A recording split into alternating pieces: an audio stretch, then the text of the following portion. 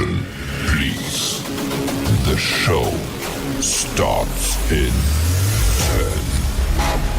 9, 8, 7, 6, 5, 4, 3, 2, 1, go. You are now listening to Renewed Mind Revolution podcast with your host, Michelle Cook Hall. Please begin to take that good deep breath as we begin to refresh, recharge, and reset. Let's go.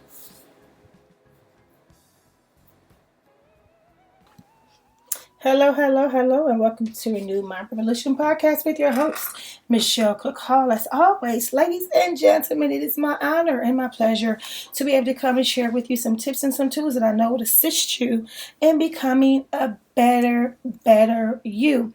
Listen, it's going to be a great day. Why? Because we're declaring it, we're decreeing it. Doesn't mean that everything's going to be perfect. Doesn't mean that everything's going to go your way or my way. It just means that we're going to have a mindset to state that it's going to work out for our good. And how can we say that confidently? Because the Bible tells us that all things work out for the good of those who love and is trusting the Lord. So it's going to work out for our good. We also know that weeping may endure for a night, but joy is coming in the morning. So we're going to have some dark times. We're going to have some trouble.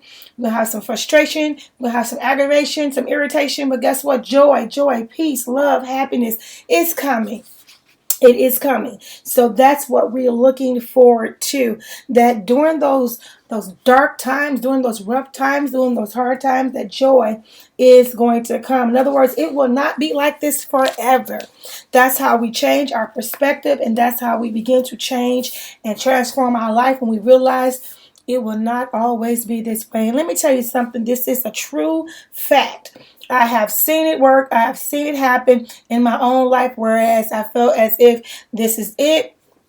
Oh my God, this is the finale. This is the end. And then it turns around. It happens overnight. It happens in a week. It happens in a month. It happens in a couple of years. It doesn't matter. But things do change and they do happen. They do get better. So that's where we are today, looking at it from that it's going to get better. Tell somebody today it's going to get better. It will get better. Listen, I am so glad to be able to come again. I am alive, breathing, and healthy and strong. And I'm grateful to be able to come and share with you guys another nugget.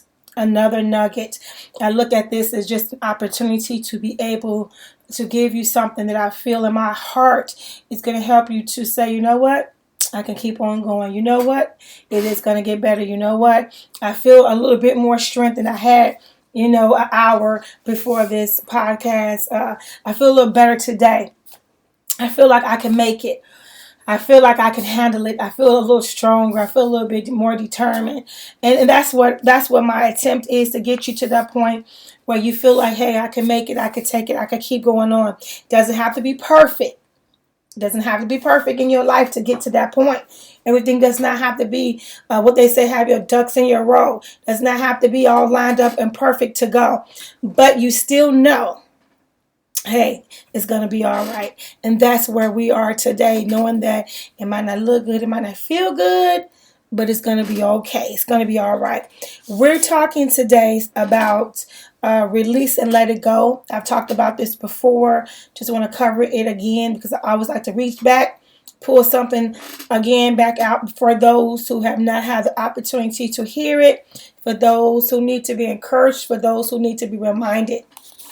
Also, please let me remind you to support this podcast. Go ahead and support this podcast. You can click the link to support it. You can contact me to support it. But most importantly, please support this podcast. You also can go and purchase the books that we have available. Most of the material, I always say, comes from the books that are already published. Faith versus Fear, Breaking Family Ties. Also, there is a book called The Crowd Out that's really good for those who are in ministry, especially leadership roles in ministry. This is very important for you to read and to get something out of. So go to Amazon.com, go to BarnesandNoble.com.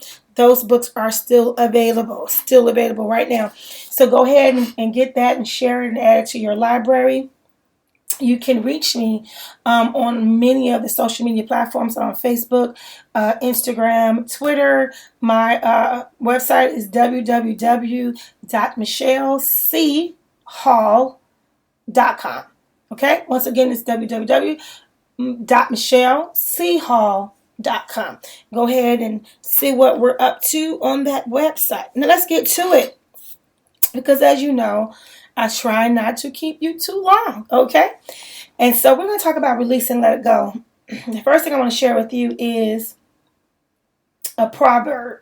Proverb 16:18. It said, pride goes before destruction, and a haughty spirit before a fall. Fear is often fueled by the need to be in control, better known as pride. I know it's really hard to understand this perspective, but allow me to prove this case to you today. I like to say that a lot, and it comes from some of my own teaching that I received about when you share something, you have to support it. So it's like, my dream job when I was much younger was to become an attorney. So I often use that terminology of let me prove my case, right? So let's take a look at an emotional disorder such that is fueled by fear, such as anxiety. And I deal with anxiety a lot in this podcast because anxiety is overlooked a lot, but it's very prevalent in our time. Very, very, very prevalent in our time. So I do deal with anxiety a lot. And for those who are not necessarily dealing with anxiety, you will get something out of this podcast. And if you're not dealing with it, you definitely know somebody, trust me, somebody who is currently dealing with it, or who has dealt with it, or might not be dealing with it with in such a magnitude that we deal with in this podcast, but they have some form of anxiety. So that's why we talk about that a lot here on this podcast, because it is very, very prevalent, just different levels, right? And different kinds of anxiety that we see people are experiencing, especially today. So let's take a look at emotional disorders such as anxiety that is fueled. Hear me again, fueled by fear. And this information is directly coming from the book Faith versus Fears. Those who already have this book, you will know this. You can go back and look at this. This is inside the book Faith versus Fear. So if you don't have that book, you need to get it so that you can get this information. Okay, although fear is perceived and not factual during anxiety, it is still is fuel. Okay, so most of the time people, have some form of anxiety. The first thing they do is they have a fear of something. Okay, fear of an environment, fear of being around people, fear of driving, fear of going out in public, even leaving their houses. There are so many, forms and levels to it. Fear of public speaking, fear of taking tests. I mean, we can go on and on and on. And so this is all fueled by what? Fear. Okay, so let's continue. We talked about before the medical terminology that happens with anxiety. The amygdala, okay, amygdala is an almond-shaped mass of cells located deep within the temporal lobes of the brain. There are two amygdalas located deep within the temporal lobes of the brain. Okay, and they're situated in each brain hemisphere. It is involved in our emotions and our motivations, particularly related to survival. It's involved in the processing of our emotions, such as fear, anger, and pleasure. And I found it to be extremely interesting that they will be responsible for fear, anger, and then also pleasure. That's very unique to me, very interesting and intriguing to see that, the same area that our anger and our fears and all this is stored, also our pleasure is stored also. The amygdala is also responsible for determining what memories are stored and where the memories are stored. So that's important when we think about our fears. Why we are afraid of certain things, because think about it, this is where our memories are stored. Okay, so that's important. This is it. It makes sense how it's all tied together when you think about how people are afraid and fearful from things like that actually stem from like their childhood. It makes so much sense because this is all where it's all stored. It's and something good that you might have enjoyed, a memory that you might have enjoyed as a child. And you still enjoy, and when you think about it, now you're still happy, and it puts a smile on your face because this is the area where these memories are stored. Studies have led to the discovery of the location of neurons. In other words, where it receives, processes, and transmit information through electrochemical signals in the amygdala that are responsible for fear conditioning. I talked about this before, this maybe a year or two ago.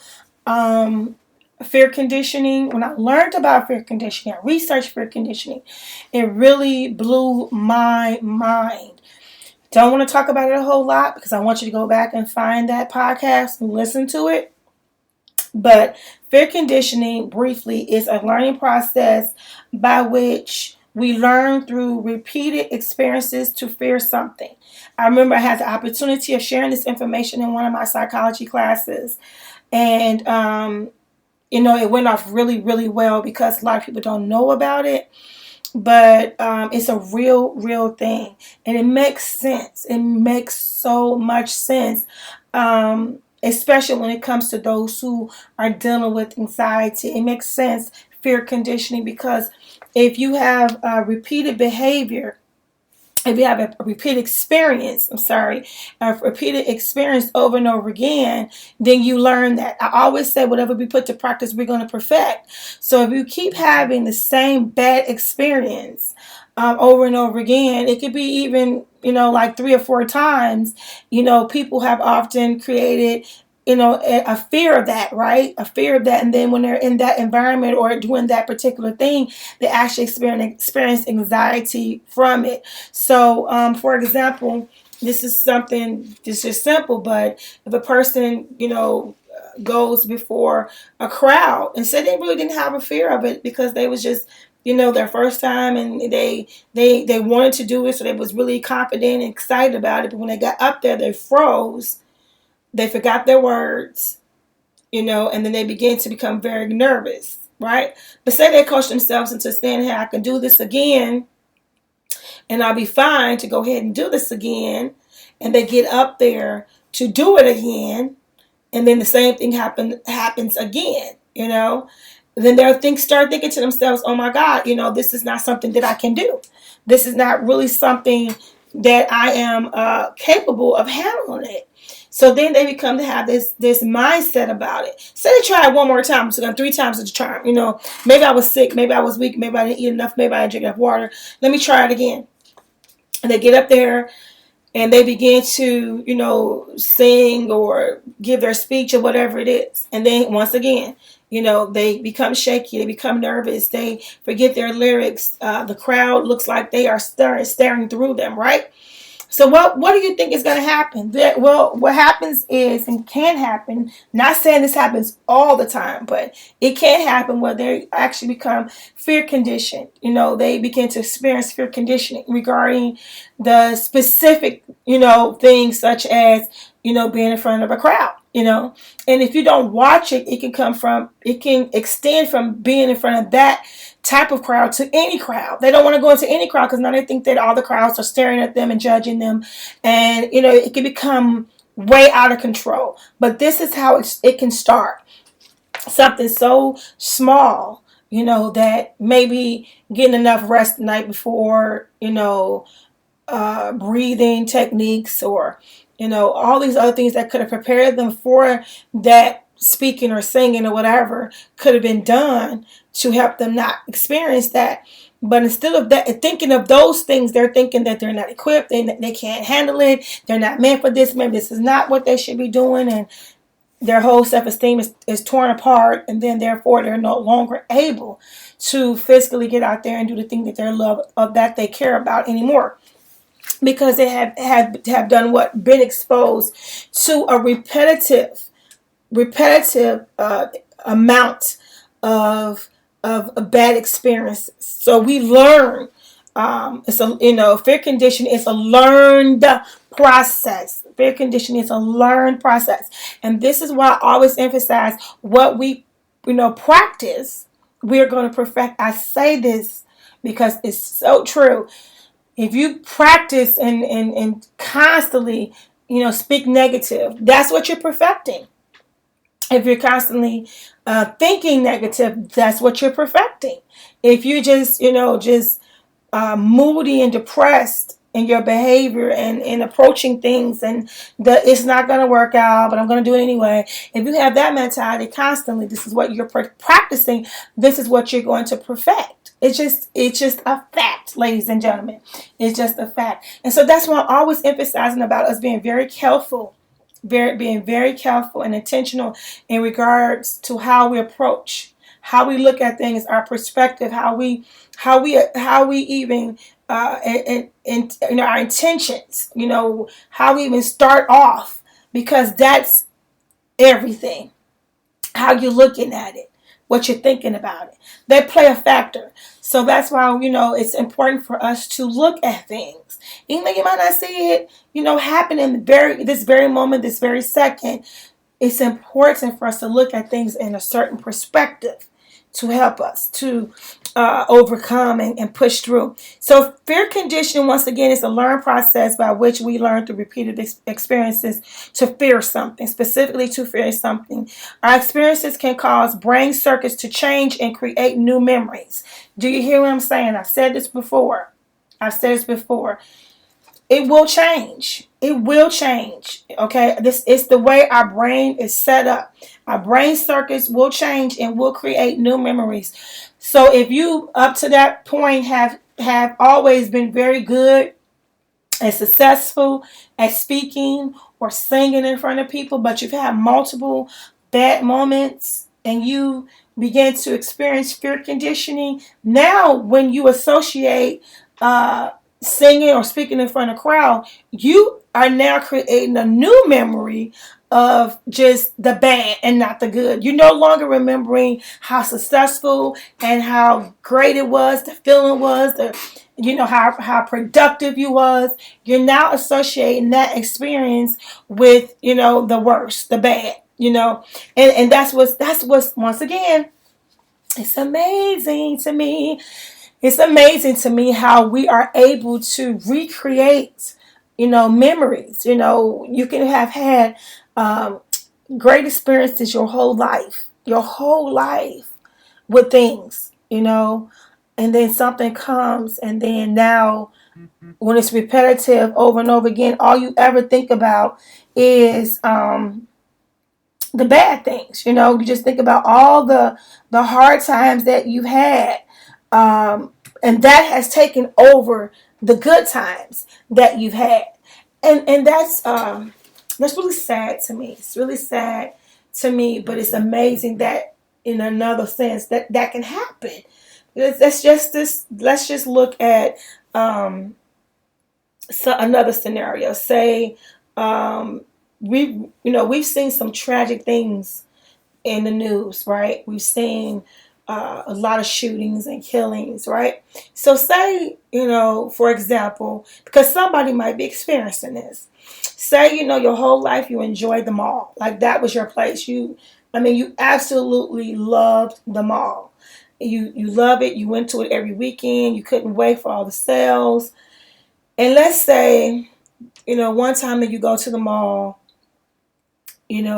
someone comes into the mall and they, create this hostile environment where you're put in a position of life or death, and you're running, you're hiding, to survive because someone's in there trying to cause harm to you and others that are there. Not that you've done anything, right? You're just shopping. But this is what people are facing now. They go to stores, they go to malls. This is what our threat is, right? Anybody, anytime, they're doing this, right? So say that happens to you, right? Say that happens to you. So now it can become a moment that, say you decide, I'm going to go back to the mall, right? You're going to try. After that happened, right? And then when you get there, you begin to feel that nervousness. You become to feel uneasy, as if you are in danger again, even though you know you're not. But you feel it, right? So say that moment you can't take it, so you leave. You leave, right? Just, I'm going to try it again. I'm going to go back to the mall, And then once again, you go there. Every noise you hear, you jump. Every person that walk past you, they look like it could be that person. Even though they don't look nothing like that person, but in your mind, you're thinking to yourself, that could be a person to do this, right? Well, the reality of it is, the more of these moments that you have, you're being fear conditioned to the point whereas you can come to a point where you're no longer feeling safe and comfortable being in the mall. And what's sad about that is that all of the great fun times of eating, in the mall, getting your snacks in the mall, getting the sales at the mall, being with your friends at the mall, being with your family at the mall, all of that is now squashed. Now that all that is no longer the memories that come to the forefront. The memory that's coming to the forefront now is the moment of tragedy, the moment of fear, the moment in which you were fighting to get out for safety, the moment that you were petrified, the moment that you felt that everything was going to end. And then it's also replaced by the moments that you attempted to go back, but felt that you couldn't do it. See, this is me giving you all the opportunity for those who don't know what it feels like, for those who suffer from fear conditioning and anxiety and all these things. These are real scenarios. These are real, issues that people really deal with, right? So understand that, number one, you're not alone. There are other people who are experiencing fear conditioning, maybe not from this scenario that I shared, but in other scenarios, they are experiencing this, where their memories have been completely recreated, right? Recreated by new memories, but not necessarily good memories, right? But new memories. But this explains so much to me about how our experiences and our perspectives of those experiences can alter our lives. It can alter our lives. Like I said, this is a real situation. This is real events for real people. And this is something that can be absolutely, terrifying, numbing to a person, where they no longer live the quality of life that they once lived. And it's so heartbreaking, because then you'll have people around them who don't understand, and then they try to minimize, because I hate that, right? I talk about that a lot. People trying to minimize your struggle, minimize your pain, minimize your hurt, minimize your grief. They don't know, so they minimize it, right, by telling you to get over it. Which it's not that serious. Why can't you just get over it? That's like the worst thing that you can say to somebody who is trying. People who are trying, and you tell them to get over it, as if there's a switch. I always make fun of that, because it's like they make it seem as if it's a switch that you can turn on and off. If people had a switch to turn on and off their pain, it would be a lot of just flicking of switches all the time. But it's a condition. Once again, fear conditioning. Once you have put this into practice, then you begin to perfect this.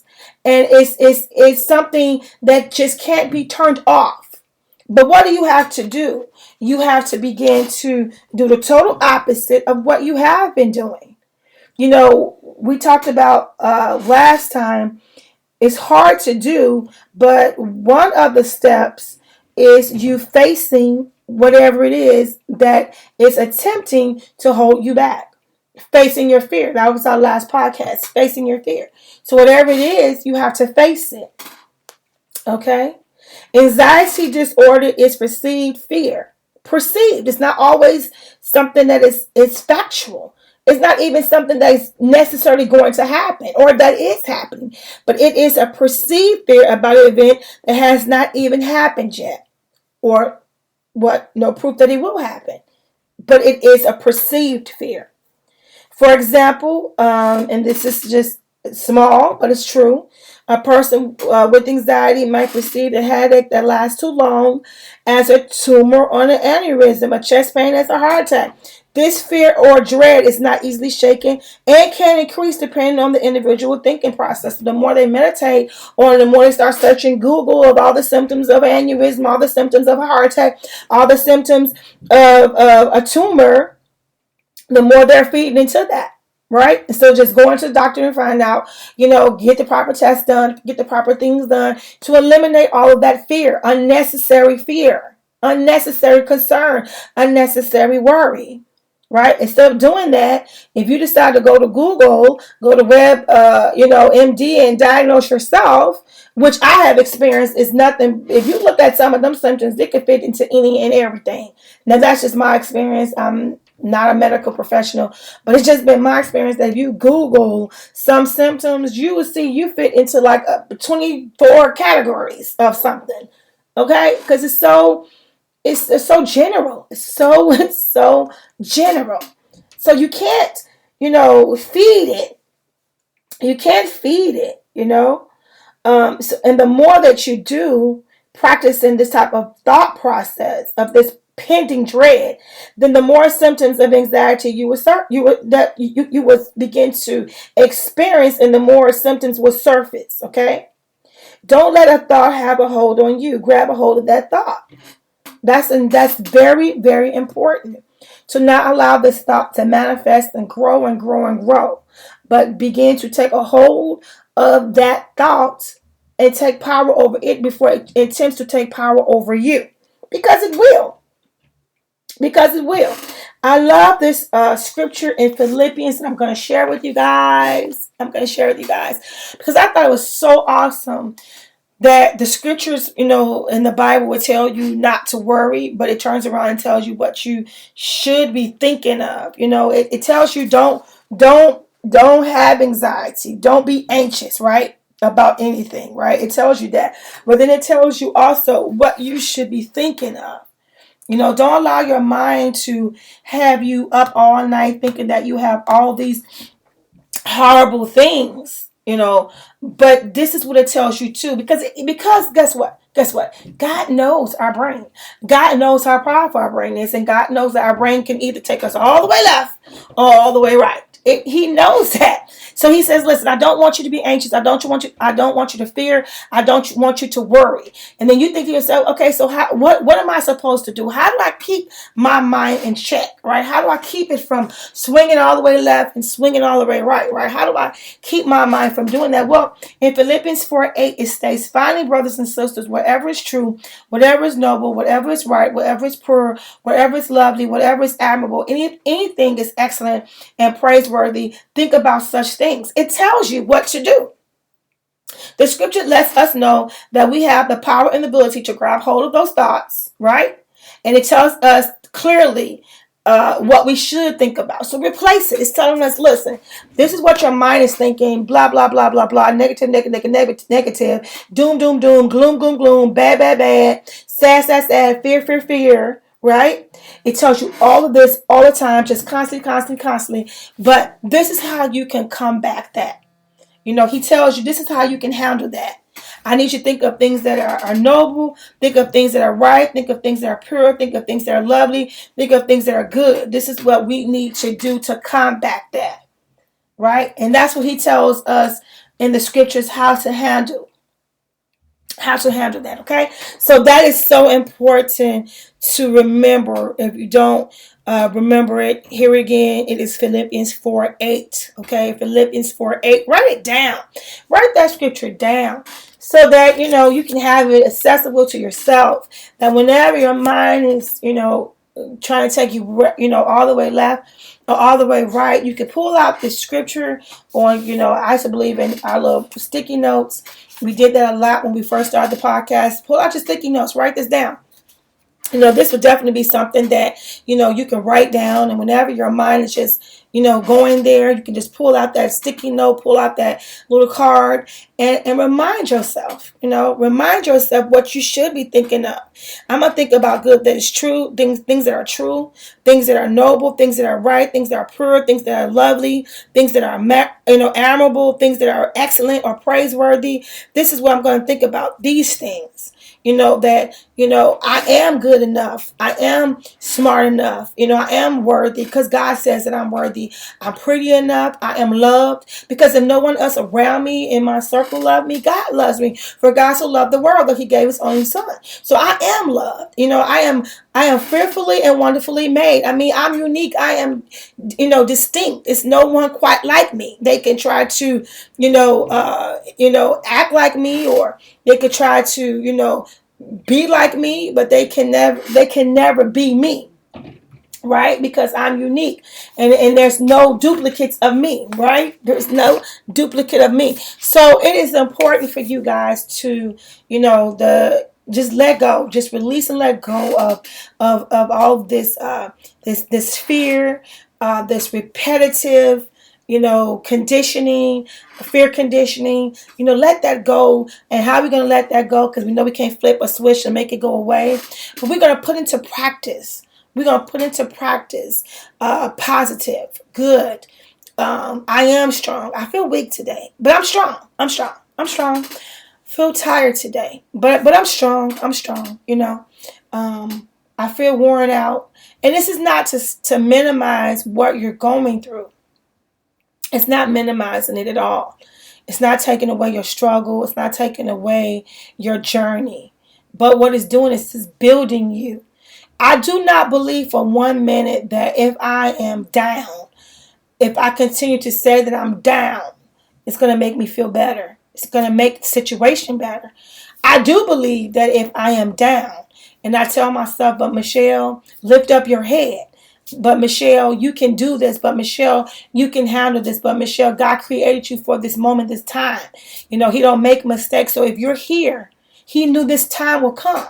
He knew that you will be able to handle this. If I tell myself that gives me strength. That gives me strength to continue. But if I sit here and tell myself, this is too much, and I'm tired, and I can't take it anymore, and I can barely breathe, and I feel like the walls are closing in on me. I feel like I can't take it or make it not one more day. It's bound to put me in a place that I probably can't make it one more day. But the power that we have is not only in our thinking, but it's in our speaking. And so I chose, and I'm asking you to do the same. I chose to speak life where there is death. I chose to speak hope where there is hopelessness. I chose to do that. That's my choice because I see the difference that makes versus me, just sitting in a place and just, wallowing in my situation. No one is necessarily going to come and rescue you. Sometimes you have to be your own rescuer. And I've said that before. You have to be your own hero. You have to be your own shero. Okay? We always wait for others to come and encourage us, to uplift us, to tell us it's going to be okay, to tell us we're going to make it. We need that encouragement. We need that love. We need that support. But I want you to get to a point that if no one shows up, if no one claps, you clap for yourself. If no one says, good job, well done, you made it. You do that for yourself. You love you enough to encourage yourself. And I get that from the teaching that I learned by reading the story of David and how David learned to encourage himself in the Lord. Like, you have to learn to encourage yourself to say, hey, I can do this. I mean, it's tough, but I can do it. Hey, this is rough, but I can do it. So, once again, it has been my honor and my pleasure to be able to come and share some tips and some tools with you that I know will assist you in becoming a better you. It has been awesome, outstanding, beautiful, and great to be able to come today and share some nuggets with you guys. Please remember to click on that button and share this podcast. Click on that button and think about supporting this podcast. Once again, you can get this information that I share with you from the book Faith versus Fear. Also, you can check out the other books, The Crowd and Breaking Family Ties, available on Amazon.com. You also get some of those books on BarnesandNoble.com. I love you guys. I love you, love you, love you, love you, love you. Please remember, I'm not just saying that, but I really mean that. I do love you. I care about you. I'm praying for you. But remember that God loves you more. Now get up from where you are and go be great. God bless you guys.